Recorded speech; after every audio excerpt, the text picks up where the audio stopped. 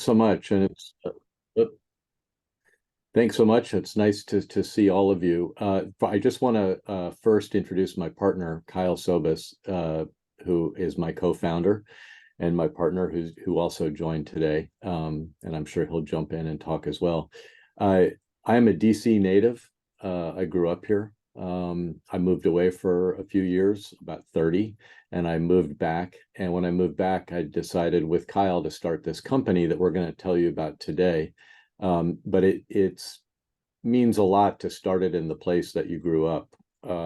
And so early on, I became aware of the Villages movement and the various villages around the DC area, and I've been a big fan. It's a huge honor to speak to you all today because Kyle and I, from the beginning of founding Perch Houses, felt that the mission of the Villages and the way you all operate in your spirit and your goals and the way you impact people's lives was directly aligned with the way we felt when we started our company. And hopefully today we'll see some alignment, and we would love to have some follow-up conversations about how we could partner together and help the Villages in your mission.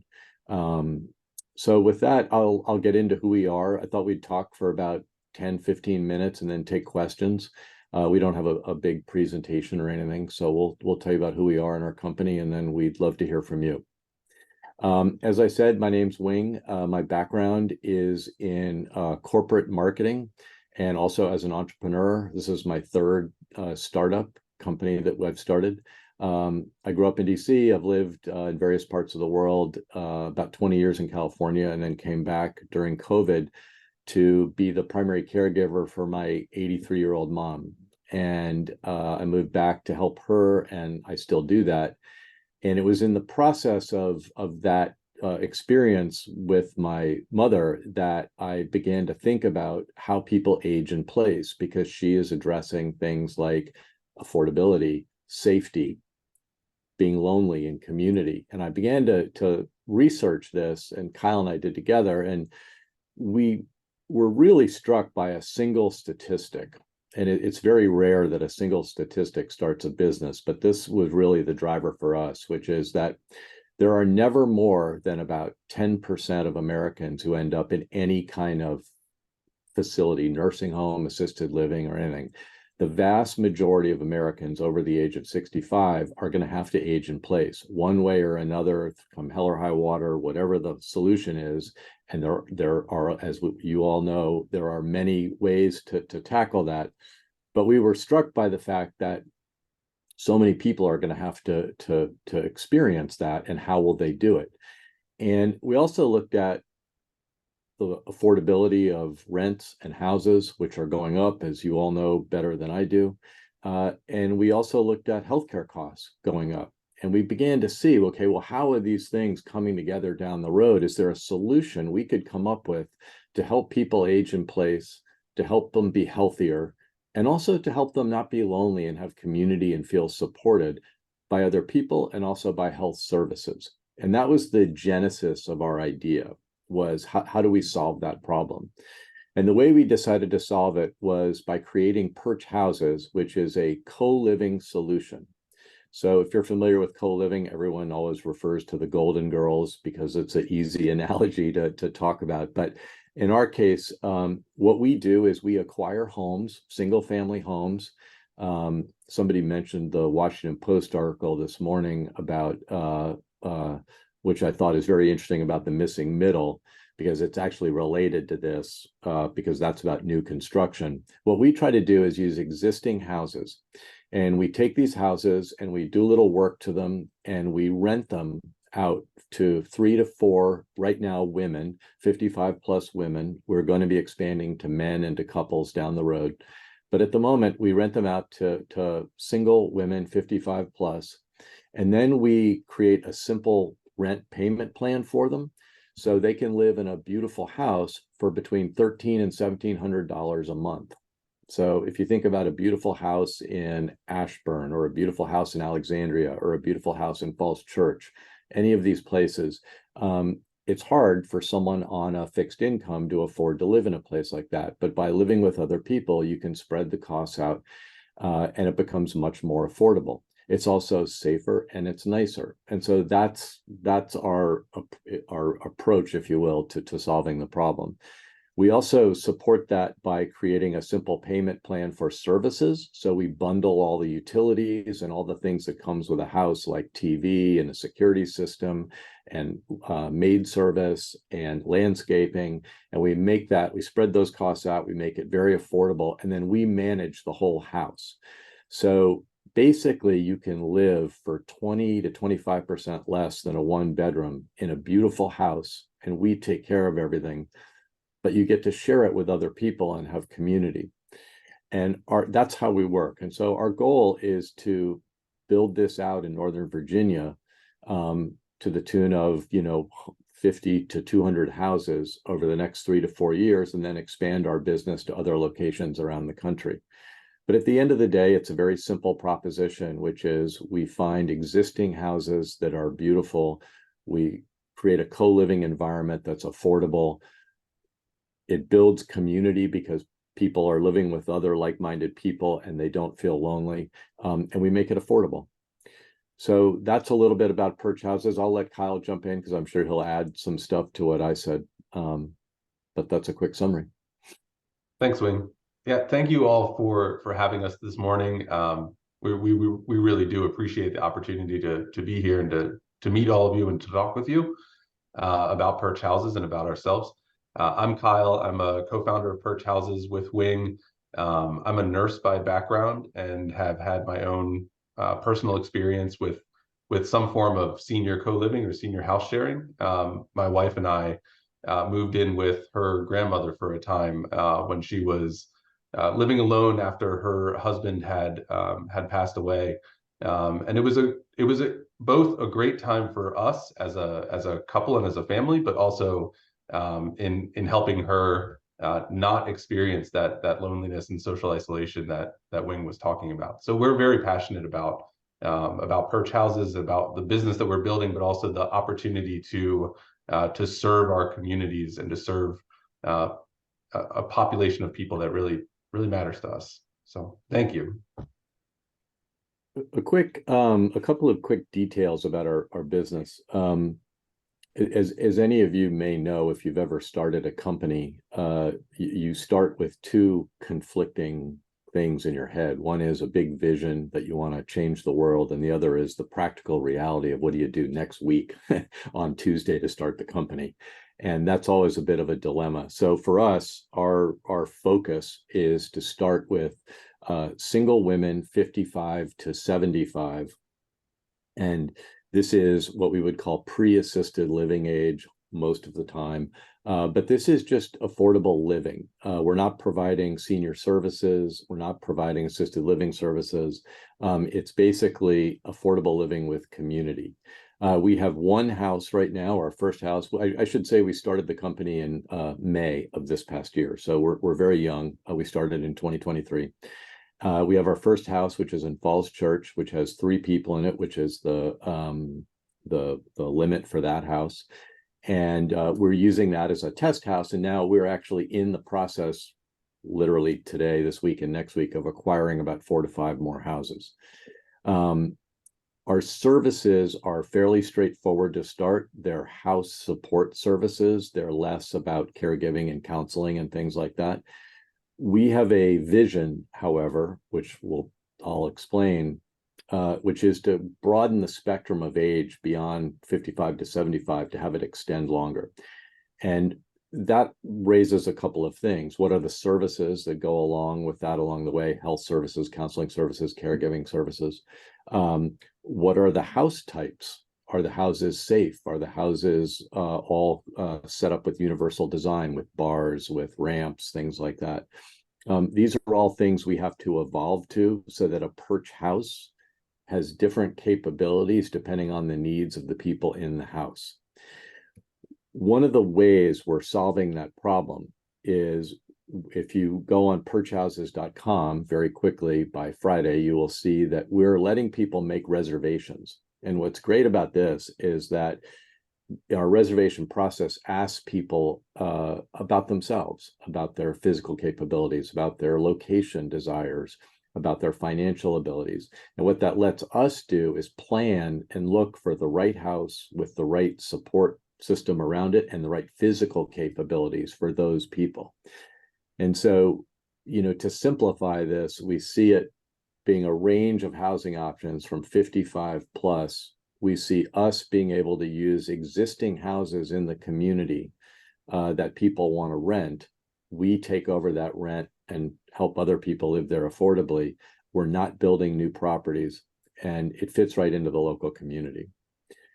So we'd be happy to take any questions. I see there's a bunch in the chat, and happy to dive into them.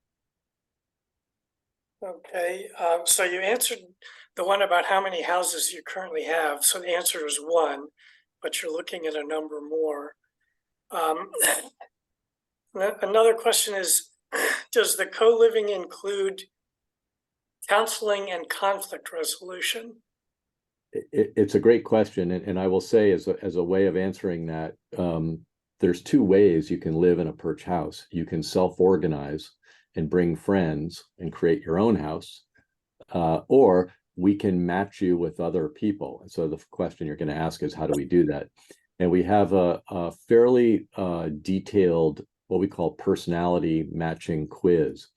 And what that does is let us understand everything from your personal habits to your political persuasions to all of the things that make us who we are. But they're also really important because you want to live with people who you like and people who have the same values and people who you can trust and feel supported by. We suss that out in our personality quiz. And that's how we start the conflict resolution process, is actually by trying to preempt some of the problems that would create conflict. However, that never works all the time. And so we do have conflict resolution services to help our residents deal with personality conflicts, deal with conflicts maybe with the house, or even with the local community. So the conflict resolution part of this is kind of two steps. It's the first part, which is trying to preempt some of it and set ourselves up for success. But the second part is the real world, that things sometimes need help. And just to add a couple more components to that, we also background check every resident that comes to live in a Perch house. So there's a very clear baseline of safety and expectations around that. And we also create what we refer to as a community plan. So when all of the housemates are together in a house, they come together to create essentially boundaries or rules of the road for living together amicably in that house. Everybody signs it. It is essentially a binding agreement between them, and that goes a long way to helping prevent these types of issues from rising to this level. Okay, next question is, do you make an effort to provide similar bedrooms for everybody in the house? Yeah. And if not, how do you handle that? Yeah. So this is a problem. This is a challenge of just the existing housing stock that we're working with, right? Wing likes to rightly point out that oftentimes the master suite of a house is the size of Rhode Island, and then you've got a number of kids' bedrooms, and so that's true, and that's a challenge.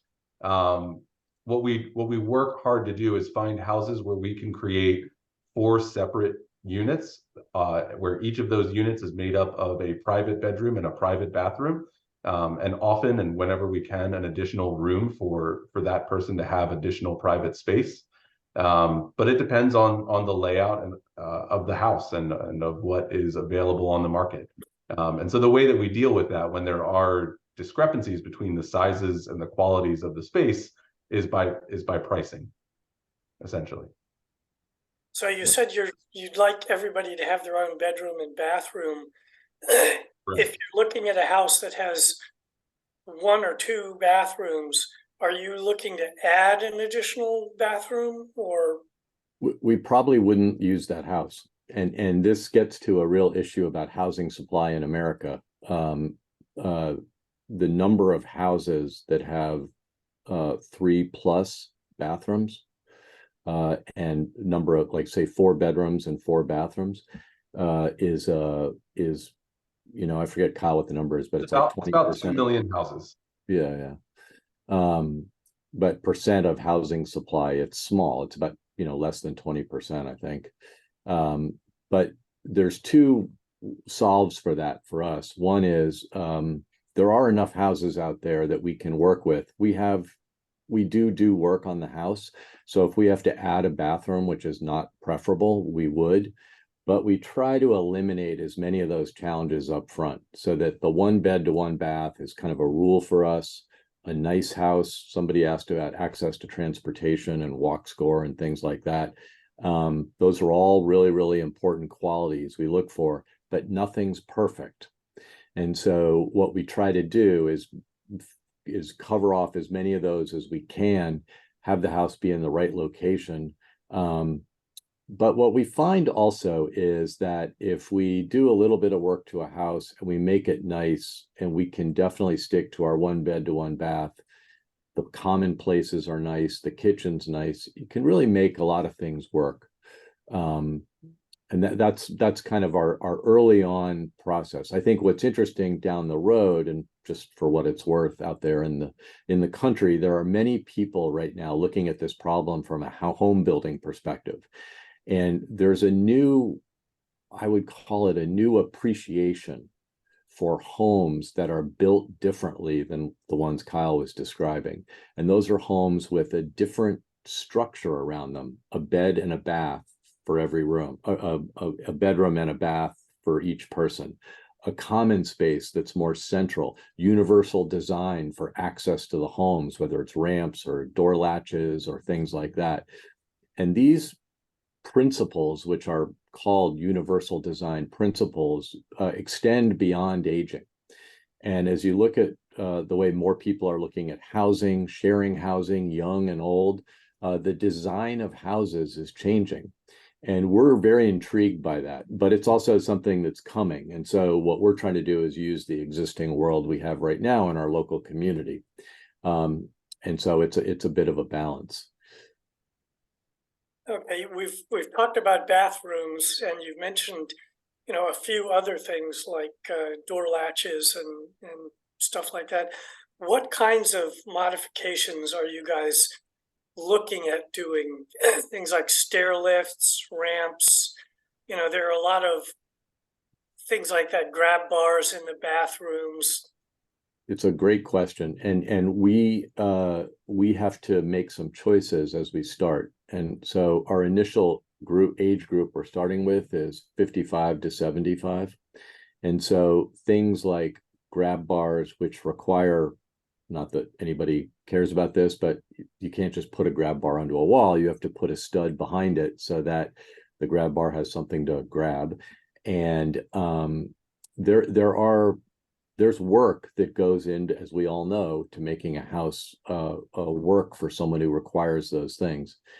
Our initial thought is to take houses as they are, we look for houses with fewer steps than most. So for instance, townhouses don't work for us. Some townhouses in the DC area have upwards of 80 steps in them because we have to count them.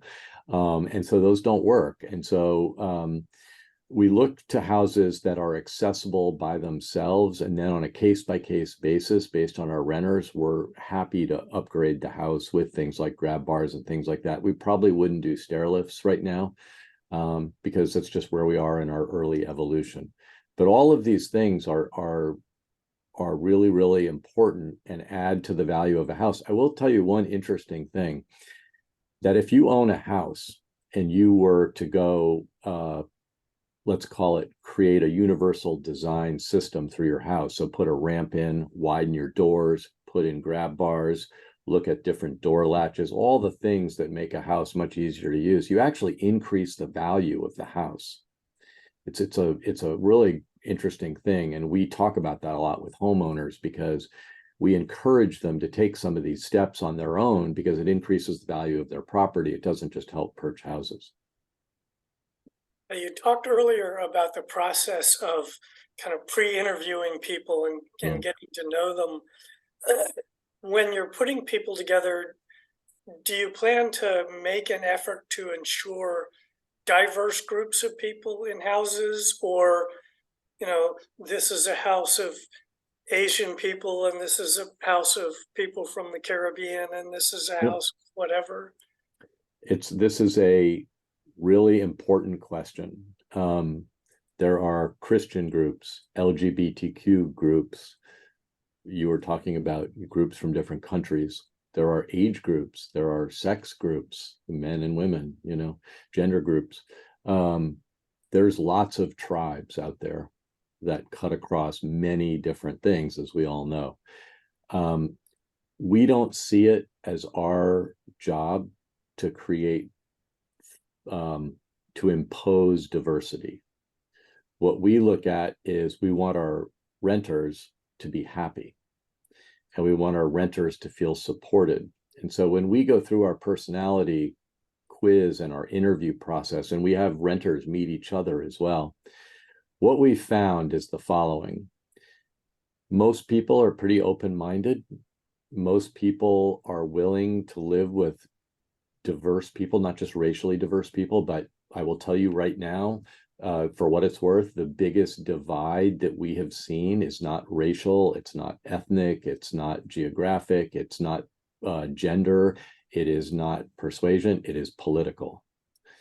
And that shouldn't come as a surprise given to where our country is. And I'm not going to say one way or the other. I have no interest in coming down one way or the other on that conversation, but it is just the data that we see from people. And so what we try to do is match people with like-minded people so that they have a happy and healthy living experience. And the reason is the real kind of, I would call it, special sauce of our approach is the community that comes from living with other people who can be there if something goes wrong, who are supportive, who can help you share tasks, who you can have fun with, you can go to the movies with. And that's the loneliness and isolation that we're trying to confront. And so to make that come to life, that's really the most important thing to us. And we kind of let our renters decide how they want to live and who they want to live with.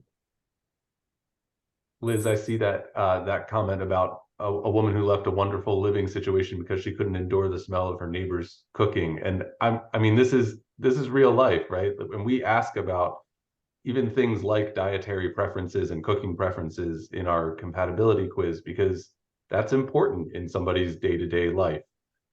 And what I would say about the question of diversity is that there are folks who are looking for diversity in the group of people that they're living with, and there are folks who are looking for people to be more similar to them in whatever way that may, in whatever form that may take. And like Wing said, we're looking to help them find the right group of people for them.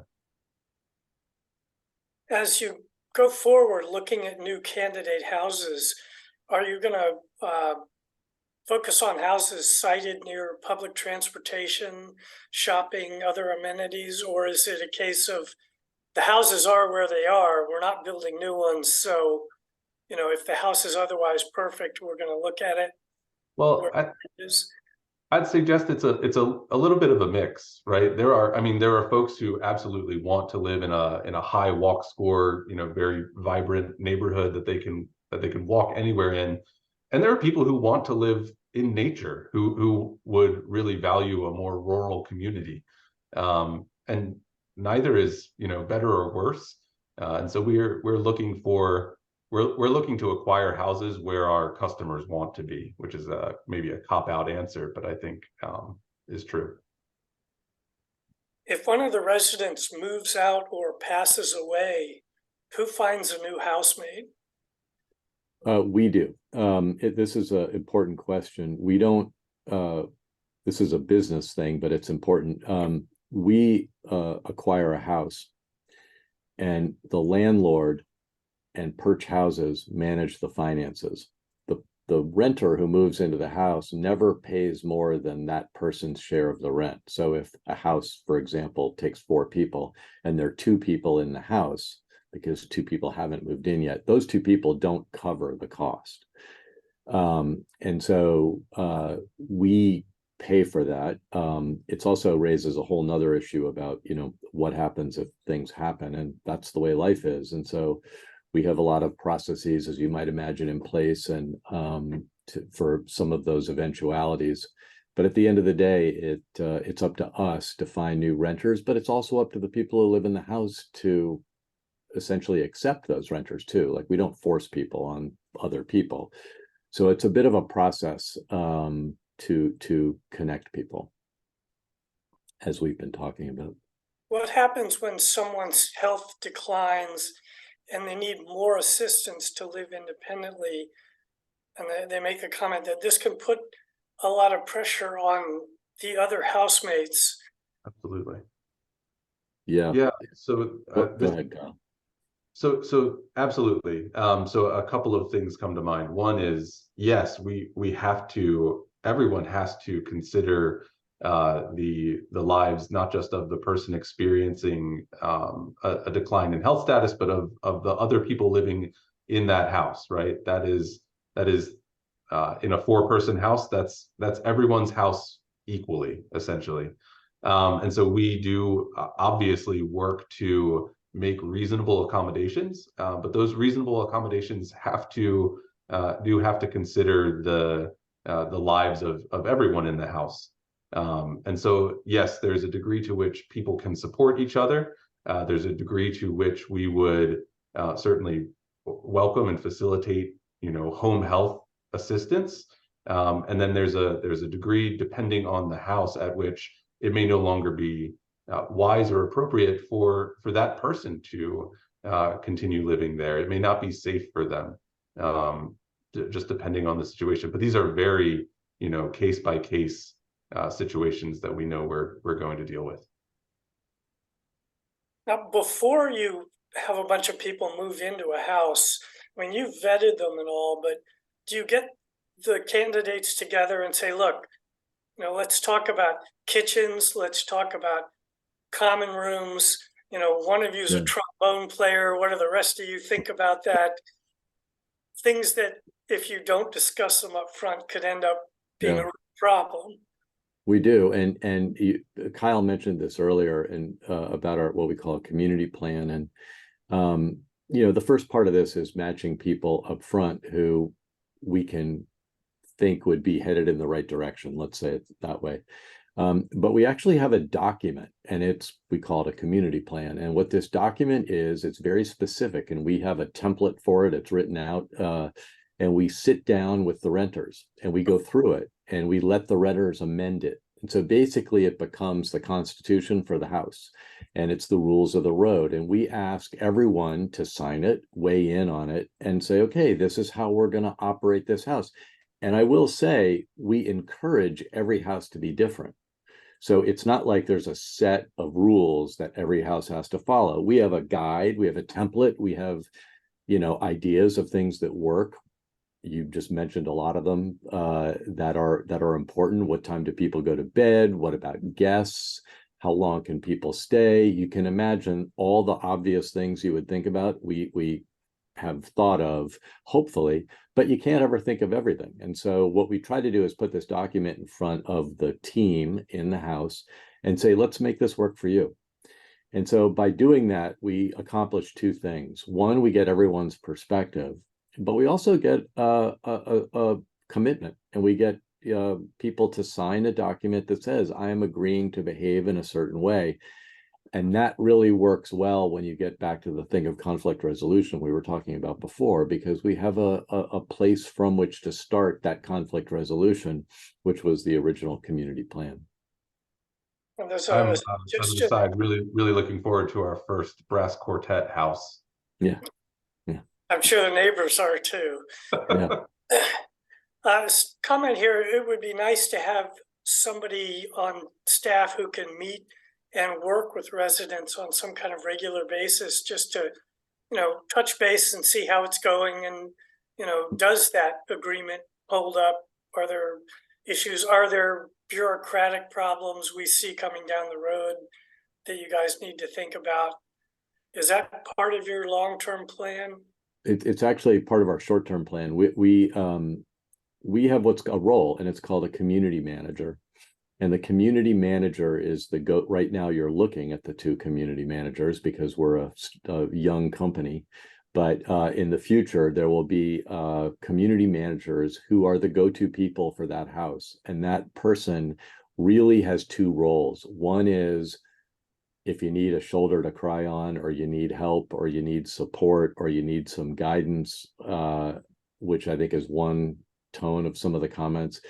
But the other is if you need help with the house, the community manager helps manage the house and manage all the stuff in the house, kind of like a property manager would. So what we look for in these people are both the ability to manage the physical property itself, but also to be a go-to person that can help with any questions, help those people get the resources they need. And we call it kind of a, for lack of better words, a health concierge service.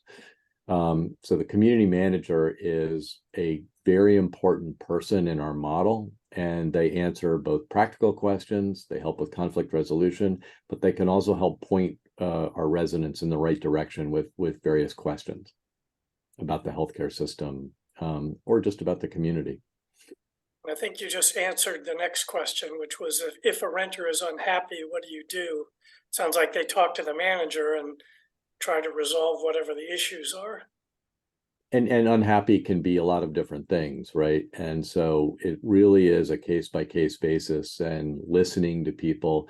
You know, what we found, and it's early, so I'm aware that what I'm saying is a bit of a statement without a big data set to prove it. But what we've seen so far is that there are all the hurdles we've talked about living together, and all the things we have to think about sharing. And there's no question those are real things to deal with. What we've also been incredibly encouraged by, though, is the spirit of residents and their willingness to solve some of these problems themselves.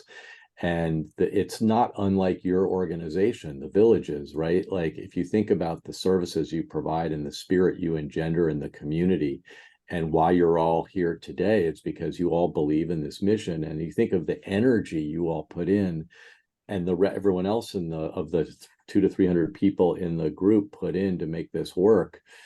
That comes from the individuals themselves, right? That comes from inside. That comes from everybody's desire to be part of this group. And we see that same spirit in our community. And that, as you all know better than we do, we can set a lot of this up, but we can't make all of it work. What makes a lot of it work is the spirit of the people who live in our homes.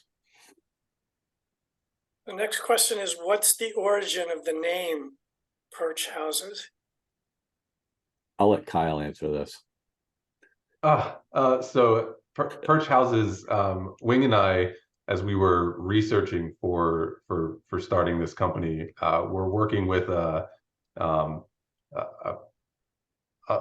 friend of ours. Her name is Anne, and she actually helped come up with the name Perch Houses. So that came from a friend of ours while we were developing the company itself. The side story on that is she hated the name that we came up with, and one day just decided that she had a better name, and we liked it, so we thought that was great. But I will say, though, we have a great logo, which is a door opening, and that Kyle came up with that, and it really is a metaphor for our company of a welcome door opening, and you know, a safe place. And so our name and our logo were created out of a great spirit. Okay, next question is, what about pets? Are they acceptable? Is that something that? Yeah. We're working on a compatibility quiz for people's pets. Pets are a challenge because as you all know, there are many kinds of now today, pets aren't just pets. So you have emotional support animals, you have service animals, and you have pets, all of which are animals, right? And so there are very strict laws on the first two areas about emotional support animals and service animals, as there should be, and pets are more voluntary. The short answer is it really depends on the house. Pets are a very important part of life, especially for this community. I can't tell you, I mean, my own now 84-year-old mother, without her cat, I don't know what she would do. And so it really depends on the house and the community, and the people in the house. There are definitely pet-free houses. People have allergies, people don't like pets. But this gets to a little bit of the matching thing. What we have found overall is that pets are not a problem as long as the house is all on the same page with the pets. Okay, we've got a couple of related questions here. How might you deal with a problem of a housemate stealing from others or attempting to learn more about them to take advantage of their financial affairs?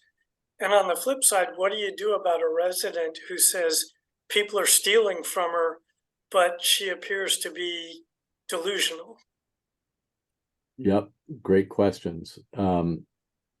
The simplest way to say this is we have a very clear, detailed eviction policy. And part of the reason we go through the personality matching up front and then building the community plan and asking residents to sign the community plan is it gives us a framework to have these conversations when things like that come up. And those are all real world things. And it is, co-living, house sharing, whatever you want to call it, comes with responsibilities. And those responsibilities are different than living in a 1-bedroom apartment. And those responsibilities are something you buy into literally and figuratively when you move into a Perch house. And so codes of conduct, things like that, which are very clearly outlined, are all important. And, this takes the question of conflict resolution that came up earlier to a different degree, because like in life, you get to a point where something might not work. And you have to be able to address that and confront that, because the house is bigger than one person, right? It's everyone's in the house, and that's part of community living. I think Kyle said it right earlier, it's a case-by-case basis, but we've had to go down that road, planning for this, not literally, but planning for this in a very detailed way, just to address these eventualities should they occur.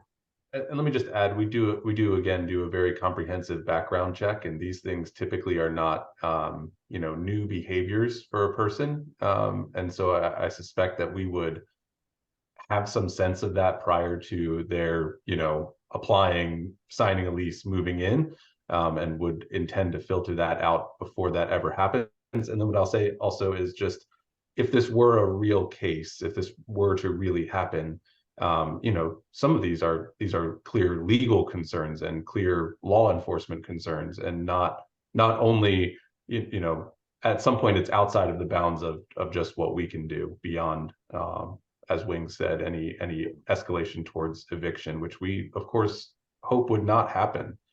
We hope to not have a case like this or an issue like this, but we're planning for that as an eventuality. Do you have any thoughts on intergenerational housing? It sounds like you both have some experience with that. Yeah, I think that the answer is yes. And again, back to the thing of starting a company, you have to pick a place to start and pick a place to focus. And in our research, which we did, we probably interviewed 100+ women individually around the country and surveyed thousands. What became clear to us is that women 55+ was going to be the easiest place to start to build a co-living business.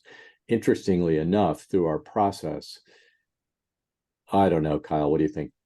15%, 20%, 15% of our responders, as recently as this morning, are men. People look at our site and men are asking to sign up, which is a very encouraging thing. And so I think men, women, couples, intergenerational, there's lots of mixes there that can work. We had to pick a place to start. What makes that work, being able to open this up, is the ability to get reservations and the ability to get input from people so that we can plan for that. That's one of our really exciting things about our business. Is we now have about 160 people on our site who have signed up, built out their complete profile, and given us lots of information where they live And as I said, we're about to start taking reservations starting on Monday, actually. So our reservation process is you can put down $100 completely refundable deposit. You can get it back anytime you want, but you get first dibs on houses as they come up. You get 14 days to look at the house before the general public does.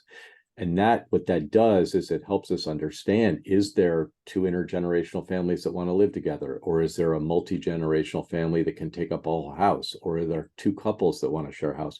Or are there guys? It lets us build out that profile, but we had to start with women. Are you reaching out to neighbors to explain the concept and hopefully minimize the pushback, especially if it looks like, you know, this house with no driveway is suddenly going to go from one car on the street to four? This is a really interesting question, because what we have found is that we actually were a little bit worried about that, but we have found that not to be much of a problem. And there's really two reasons. One is we are careful about the houses we pick, and parking is a big component of the houses we pick, and having parking, not just in the driveway, but on the street. And so 2 extra cars on the street tend not to be a problem. And if there's a driveway, that tends to work. The other thing we found is that that fear, which we were really quite aware of many people with many cars, is much more focused around younger people and noise and partying and kind of just overall, disruption. For the age group that we're talking about, it's much more of a welcoming thing that we found versus the other. And partially because our target are great renters, and they're great in a community, and it's a wonderful group of people. And that has tended to dispel that fear, which we shared. Okay, next question is about kitchen setup. Does everybody bring their own appliances and pots and pans and stuff, or do you guys take care of that? And the same is true for all of the common areas. Yep. This is probably the trickiest thing that we're learning right now. And I'll be real honest, we're learning right now. We're testing and learning the best way to do this. It gets to a bigger question of what's the house look like when you move in, right? And so what we are doing right now is we furnish the common spaces. We stage furniture, the living room, the dining room, the kitchen appliances are all in there. And then the renters themselves bring their individual bedroom and bathroom furniture and clothing and things like that. There's obviously a lot of middle ground in there. And so what we want to work towards is having the renters furnish the house, and having the renters put art on the wall, whatever they want to do. And also the renters all have pots and pans and furniture, kitchen appliances and things like that. It's a balance. And what we're finding right now is the lowest barrier for us is to provide common space support and furniture. Let the renters bring their own personal kitchen materials and their own bedroom and bathroom stuff. But I think that can evolve over time. I think now to get to the fridge question, the fridge question is a really big thing. How many people can use a fridge? In our experience, it's about 3, which of course is great because our houses have 4 people. So it really helps to have very clear spaces in the house about where food is, whose food is whose, and things like that. If we can have 2 fridges, that's a home run. But dishwashers, toasters, toaster ovens, microwaves, things like that are all in the house already in most houses, and people share those. The biggest issue is food placement. Where is the food in the kitchen? Whose food is whose? It gets magnified when you get to the fridge. It gets double magnified when you get to the freezer because freezers are smaller. And, I think we're working through how that works best with people. But the kitchen is, a focal point for community. So it's a real focal point for these issues. Is the concept of perch houses happening elsewhere outside the DMV in other parts of the US? Not yet. We are going to spend the first probably year and a half, 2 years of our life here in the DMV. For what it's worth, the V in the DMV is much more amenable to co-living and co-housing. If anybody saw that article in the Post this morning, there's a couple in there. If you go over to Maryland, Montgomery County, Prince George's County, the laws are a little bit different, zoning laws. But Virginia is a great state for what we're doing. We're actually about to go present at the Virginia Governor's Conference on Housing in about a month, because Virginia is really progressive in this area.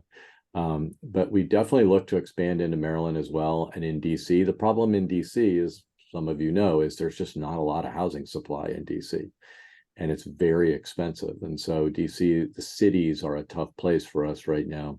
There's a lot more opportunity where you all are, and in suburban Maryland. But I think once we get to about 150 to 100 houses, we'll start to think about other parts of the country.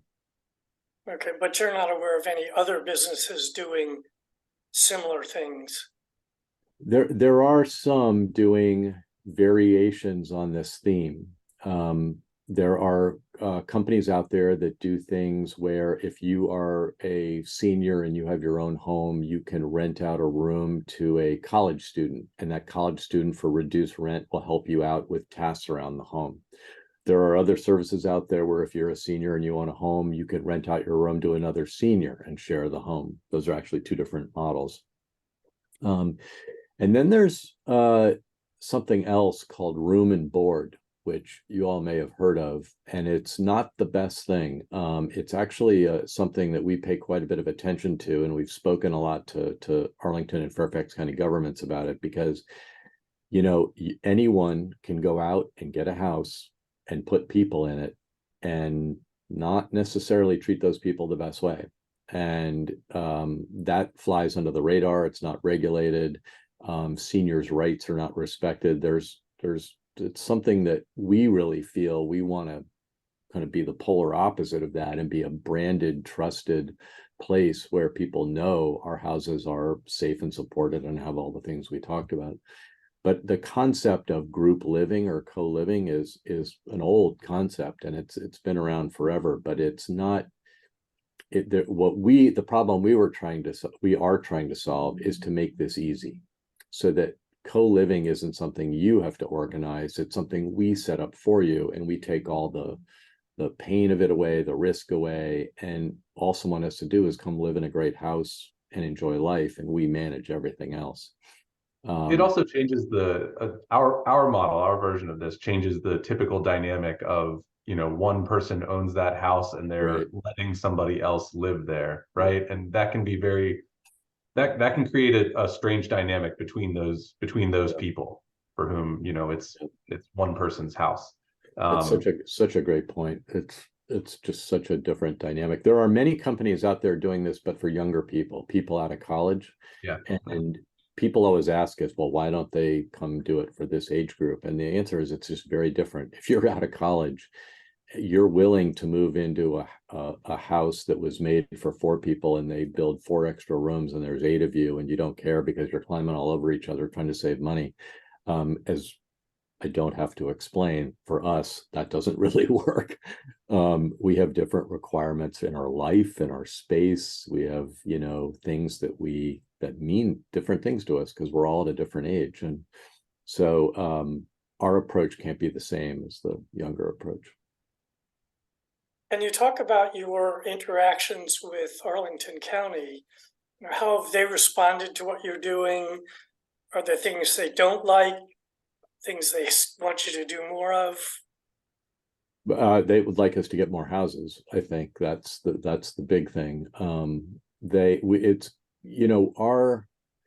We probably haven't been clear enough about this, but in this call, but our focus is kind of a middle income person, right? So if you're wealthy and you can kind of do whatever you want, that's great. You're very lucky. If you're getting subsidies for affordable housing, you actually have some resources, whether it's through Medicaid or whether it's through the local areas on aging or whatever. There are resources out there that can help people support their living.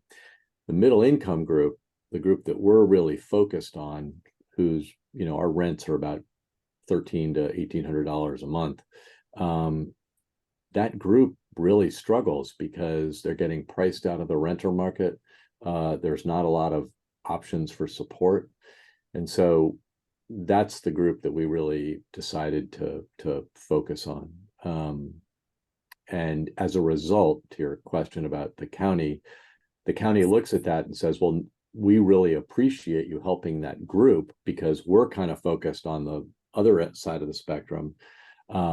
And we don't really have any resources going to this group. And yet this group is working, they're paying taxes, they're a big part of our community, they're getting priced out of the market and they may have to leave and we don't want them to go anywhere, but there's no mechanism in place to keep that group. We always say part of what we say is what we provide is a way to stay, a way to stay in the local area. So we've gotten a lot of encouragement. And I think what's on us is to just expand our business to get more houses and more proof points. A comment here about some of the McMansions we see going up have 5 or more bedrooms and 4 or 5 baths and more than one common area. Yeah, they sound like they would be a good choice for this, but are they just too expensive? Nope, because it's a great, who knew that a McMansion might actually have a positive function in life. But oddly enough, those places work pretty well because the rent or the cost is expensive. But remember, we're splitting it. And so those types of things work pretty well. And we pay attention to those houses. I will say, though, some of those work and some of those don't. I won't get into all the details, but it gets back to the point Kyle was making earlier about how are these houses initially designed. In a McMansion, the what's now called the primary bedroom is just cavernous, and you have a bathroom you could park 3 cars in, and then you have 2 tiny rooms with 1 bathroom, and you have a living room the size of the football stadium. And so the idea that there are many bedrooms and bathrooms is good. You have to look at the house. Okay, and you talked about guests being part of the sort of the contract of the house, but I have a question. If one or more family members want to visit one of the residents, can they stay at the house or should they stay elsewhere during their visit? Some of this will be dependent on the housemates themselves, right? Like a group of folks living in a Perch house, like that's up to you. If you want to encourage or allow guests, overnight guests, etc. What we do have is provisions in our lease that require approval of the housemates for any overnight stays that are greater than 3 days in length. I think is the current way that we word that. 48 hours. Yeah, but this is dependent on the house, dependent on the housemates and the community that you guys want to build.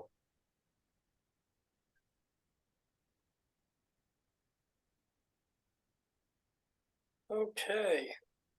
Have we got any more questions? That was a lot of good questions. We so appreciate everybody asking these, and we would love to. I will say one more thing. We love feedback, and we are learning. And any opinions, you can reach us at wayne@perchhouses.com or kyle@perchhouses.com, and we would love to hear ideas, feedback. If you'd like to get involved, anything, we appreciate any input. And some of you have been giving us input all along the way, so we appreciate it. Well, what are the opportunities for getting involved? The opportunities for getting involved are from an advisory standpoint and potentially from a community manager standpoint, and roles that we have at the company. It really is dependent. One of our belief systems is we want to hire our target. We really believe that all of us have a lot to contribute, and I'm going to be working for a while, and I think there's a lot of opportunity for us in life to continue to do really meaningful work, and as you all are already doing with the villages. I mean, everyone here is involved and committed and community oriented, and that's what our company is about. So. All right, well, we are at 11 o'clock. Cheryl, I don't know if you have any final comments, but No, I think this was great. I certainly want to thank Wing and Kyle for their excellent presentation. And if I remember correctly, in the ANV community update, your website is also Yep. listed for Perch houses. So if people want to get more information, they can go on there and then contact both of you. Is that Great. correct? That's Yes, please. absolutely, and we would love to stay involved with your organization and continue conversations about how our renters could be a part of the villages and how we could support it. Okay. All right. Well, it is 11 o'clock. And so I want to thank both of you for this excellent presentation about Perch houses. And tune in next week. Coffee and Conversation will be Wednesday, November 1st at 10 o'clock. And the topic will be Spark Business Academy. Chuchi, I believe that's how you pronounce the person's name. Arivalo is the founder and CEO of this organization. So again, check out the ANV activities for more information, and we'll plan to see you next week.